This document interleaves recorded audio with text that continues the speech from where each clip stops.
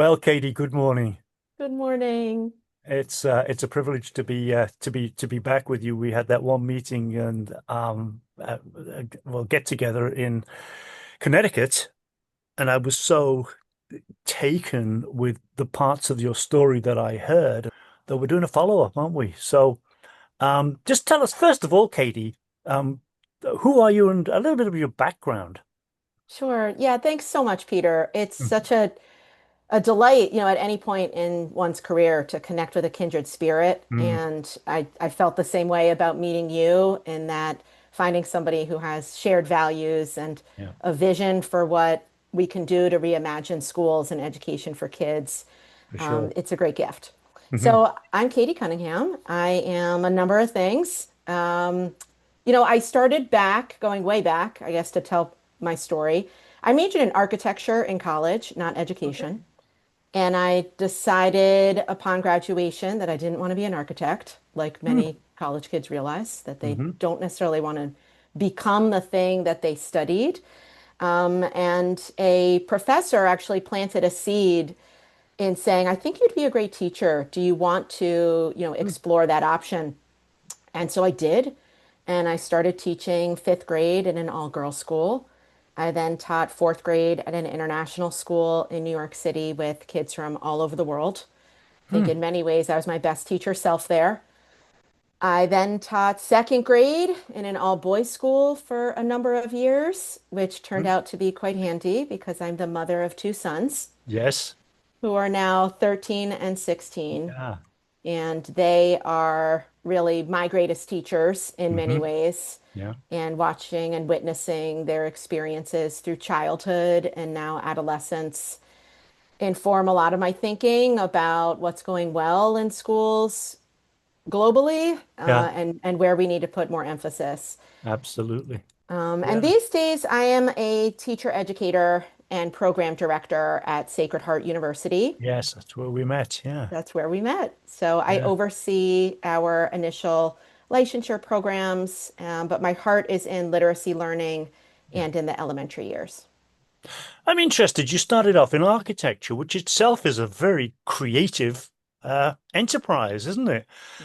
Which brings me, I guess, to you're not a normal type of a teach, if there's anything such as a normal form of educator, but uh, you bring a really innovative approach.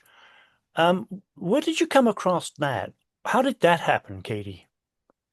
Yeah, and I appreciate your emphasis on creativity and keeping that central to the conversation that we're having about schools and education at large. I think I was a kid that was drawn to being a maker. I Hmm. enjoyed, any sort of creative act and doing things with my hands.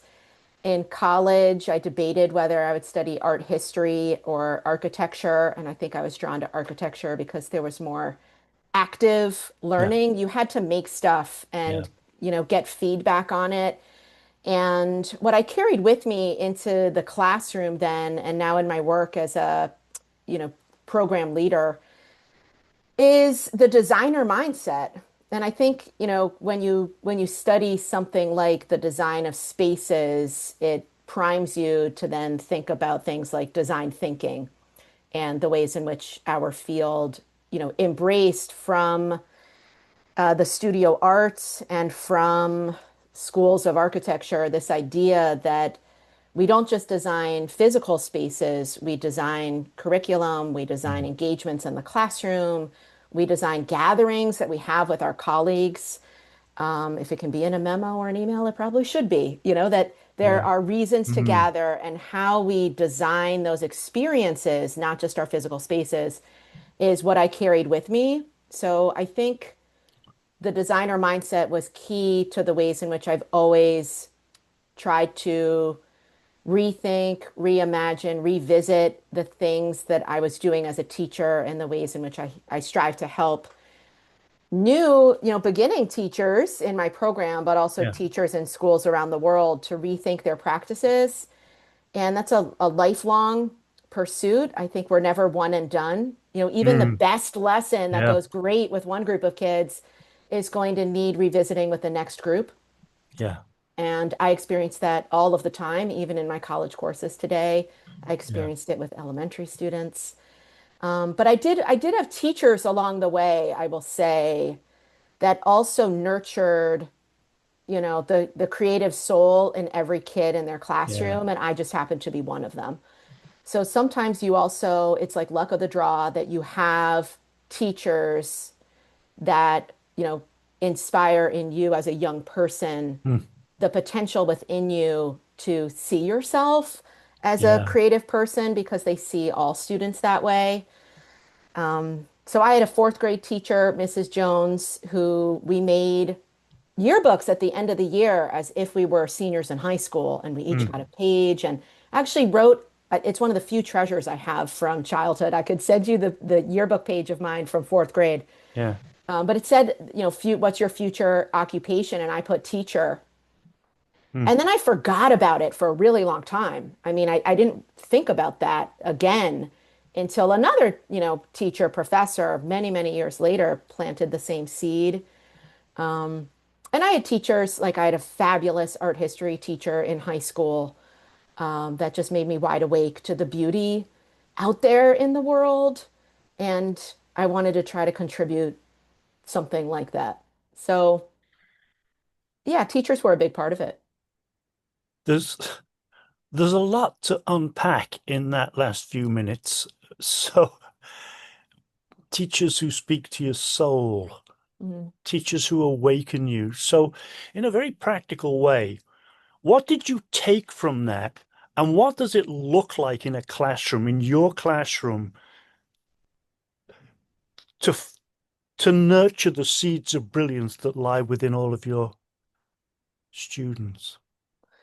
Yeah, and it depends. If I also do Mm. work in schools as a consultant, primarily around literacy learning. And so sometimes I'm in classrooms with children that I don't know yet, Mm. and I have to try to Mm. connect with them, in a matter of moments and recognize, like you'd said, the brilliance in every child. And I think that there's a lot of power in speaking and listening routines. So Mm. giving children opportunities to share their voice, Yeah. share their ideas in ways that are not threatening. And so very simple routines like turn and talks Mm. or variations of that even incorporate movement like go go mo, where they give one, get one, and move on to somebody else.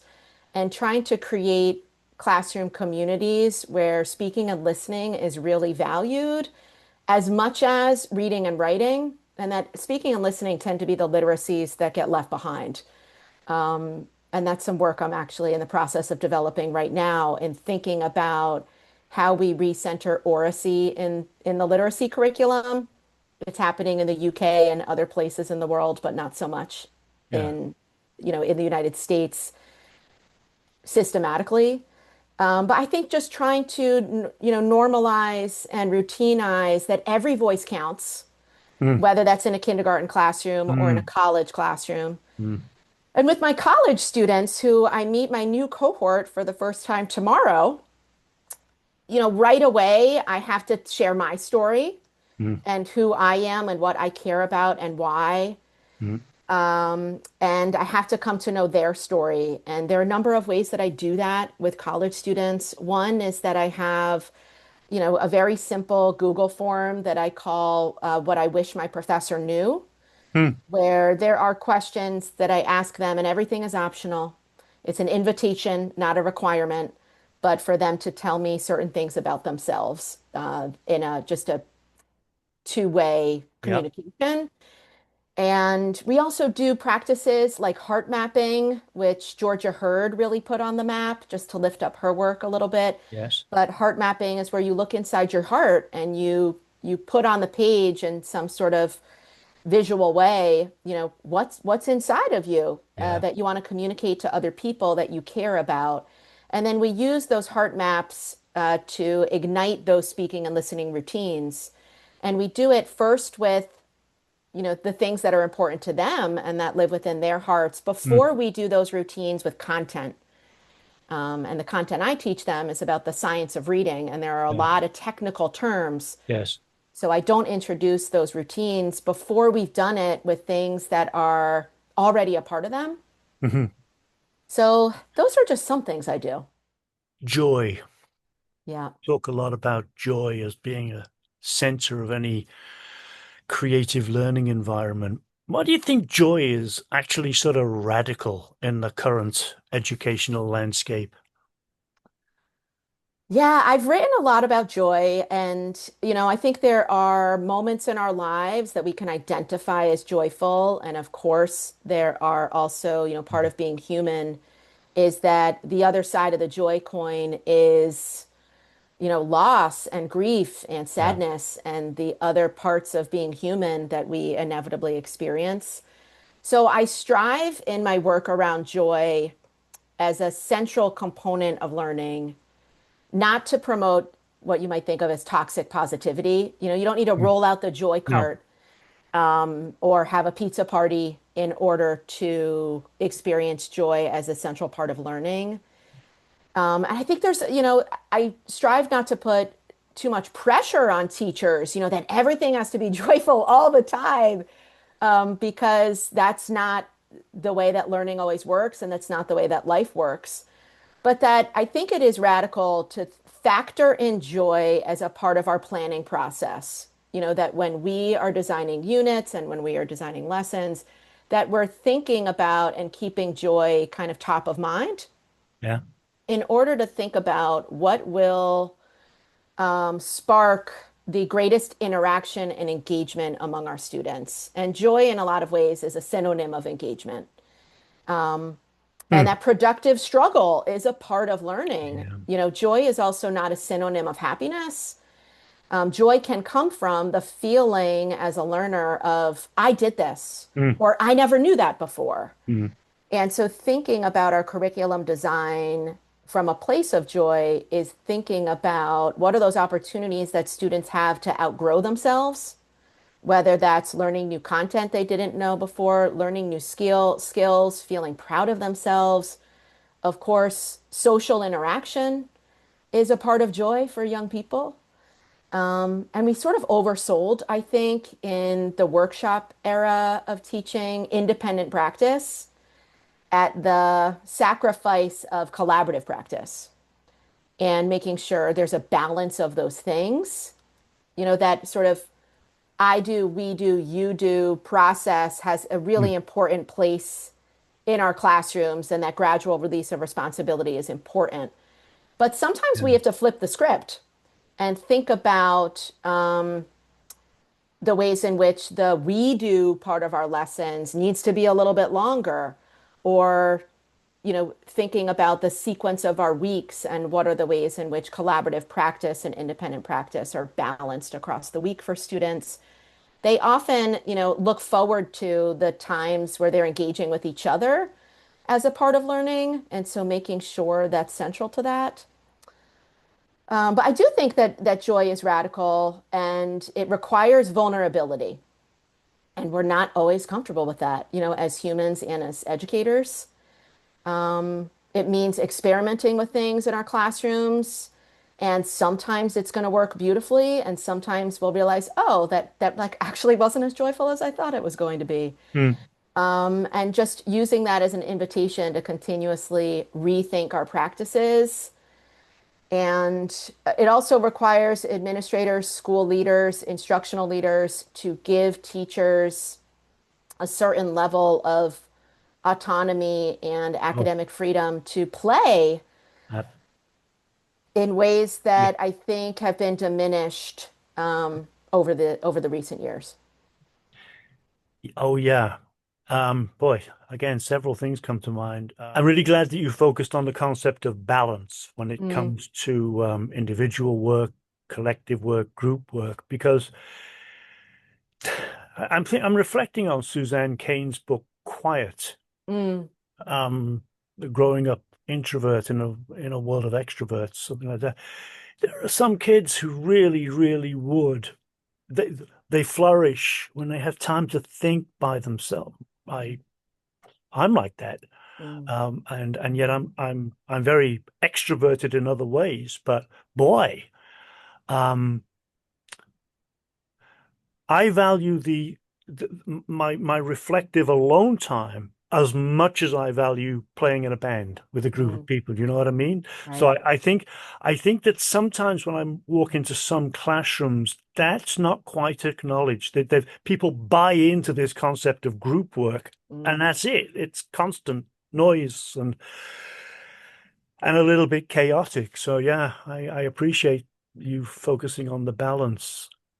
Um, Hmm. Yeah, and what? it's interesting. I think within any of our families, we could identify people that flourish Sorry by about that. being around other people, right? And then we Yeah. can identify family members of ours, my husband and my youngest son, being two people in my family that, to your point, really flourish when they have some opportunities for processing time and the opportunity to think quietly to themselves before sharing ideas. Yeah, and being mindful of that. I think that rehearsal techniques are really important in our Mm, classrooms, not only for that thought time and the recognition that people thrive in different ways, but it also creates a culture where more students are more confident sharing their ideas, whether that's with a partner or a small group yeah. or with a larger class. Yeah. So, also thinking about the balance of those opportunities, even socially, to give students opportunities to be not just, sharing out with the whole class, Yeah. not just in small group, but also thinking about partnership and thinking about the variety of those kind of forums Yeah. so that students find their way and they find what works for them. And my oldest son is a very social creature. He has many, many friend groups. I think of him a little bit like a Ferris Bueller who was friends with everyone, right? If classic film. Yeah. But now that he's 16 years old, I'm trying to help him recognize that there will be times that you're alone in life and leaning into reading, for example, and books. And, C.S. Lewis said, we read to know we're not alone. Mm, But that trying to instill in him some habits that actually have been lost over the years around things like, self-selected reading at home with books that are not assigned mm, as a source of like comfort and stability as he is going to go off into sort of an adult world where your friends might not always be around you all the time. yeah. So I think school has to prepare students who have very different personalities and different ways of being and different backgrounds and different family lives, to go out in the world and to be their true selves. Mm, I don't love the language around be your best self because I think there's a lot of pressure that's created when we use language like that. I don't yeah. know what my best self is, No. and I'm 46, so I don't think I'll ever know. But I think that school can do a much, much better job of helping kids find their true selves and to know that those evolve Yeah. over time. Yeah. And I don't think we talk about that. Let's play a game. Yes. Okay. I think we're agreed on the fundamentals of what we believe about learning cultures. They need to be joyful, but that doesn't mean toxic positivity. I couldn't agree with you more about that. Uh, Genuinely joyful and not all the time. Mm. It's I think the joy emerges, as you said, through that journey of becoming fascinated by entering into the state of Csikszentmihalyi's flow. How do you get them into that onto that journey? And indeed, how do you get the group, the learning culture overall into that? Okay, so everybody's got seed of brilliance. We both believe that a strength-based approach, right? Never mind what's wrong with this child and how we're going to fix it. What's the magic in this young person, and how are we going to make that manifest? Same goes, by the way, for formal leaders in schools or organizations working with people. And then if you can create that culture of belonging through the manifestation of those two first priorities, great. So here's the game. We're on an interview committee together, and we know that the person coming in through that door is going to be in front of students for 30 years. Mm. What are you looking for? Oh, it's a good question. I'm looking for them to tell me about why they want to be an educator. Hmm. What were the seeds in their own life that led them here? Hmm.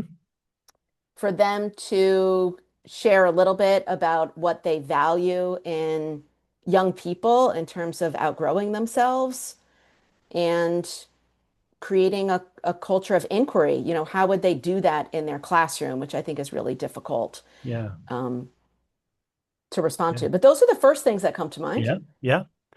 I think the only thing I would add is I always like to get them to tell me stories to illustrate how they've done that in the Hmm. past. Tell me, Right. what have you done? And I think a lot of people when they get trapped into thinking that that's complicated, but it's not. It's the simple things just to show the way in which you've demonstrated consistently your humanity. Mm, You learned a lot through a very personal experience, didn't you?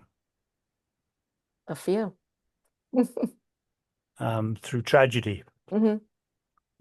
Are you open to speaking about that a little bit? I am. And I think as somebody who wrote about joy and then experienced profound loss, it helped me rethink the ways in which um, we have to honor that joy and loss are always living in our classrooms all of the time. It's Oh, always in circulation. yeah. And Hmm. I lost my younger brother, Jimmy. It will be 5 years this September, and we're speaking in 2025. Mm, And Jimmy loved life and he hated mm, school. So, in addition to my own children, my younger brother was one of my greatest teachers in life. mm, To think about the childhood and adolescent experiences he had that, supported him to become the wonderful human he was, but also let him down, mm, I would say, in a lot of ways.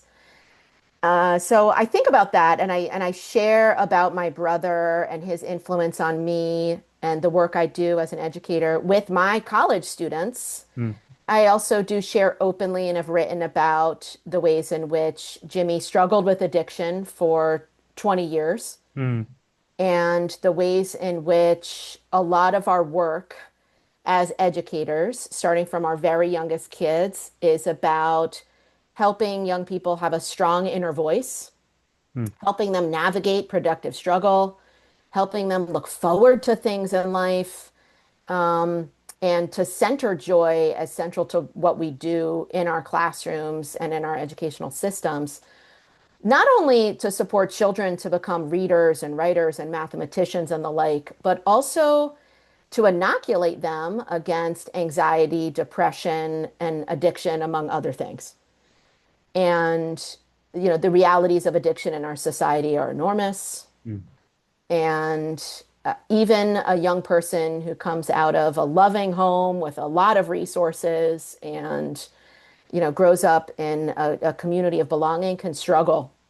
mm, And the same way that some young people are hardwired for reading difficulty, like my youngest son who has dyslexia, mhm. some people are hardwired to be primed for addiction. Yeah. And if we do not address that as part of our educational systems, not just through, guest speakers and one-off events, but through, deep investigation and collaborative inquiry into how we humanize schools, Mm, we will continue to see, epic proportions of young people who we're losing. And I do think that we throw groups of young people away, and we I agree. turn young people away from school. Mhm. They call into question their self-worth and their love and belonging, and that lingers and it contributes to some of the epidemics that we have today. And not that school can solve all of society's problems because it can't, No. but we play a pivotal role in the, self-actualization of young people. And I've always taken that responsibility really seriously. I strive to support the juniors in college that I teach starting tomorrow, to recognize that responsibility in, helping raise young people to become the humans that we want them to be. And my brother was a remarkable human. If you met him, you were his friend, Mm, whether you were 5 years old or 105 years old. And that is the legacy he leaves behind. I do think a lot about the gift of existence and the ways that any of us are here for a window of time. And so, what do we contribute that does good for the world? My brother did a lot of good for the world, and his story continues. You know, our stories are never over. Um, and yeah, it's a huge inspiration to me. So, thank you for asking. I think that's a wonderful place to pause. Um, yeah, I mean that's thank you for sharing that, and I'm just glad that Jimmy Mm, has left a legacy in you. I don't know how to phrase that actually, to be honest with you, but clearly had such a deep impact on you that you're taking that forward. thank you. You're inspiring, Katie. I really appreciate this, and I look forward to future conversations. So thank you very much. Thank you for the invitation. It's a real gift to connect in this way. So, thanks. You're very welcome. See you soon.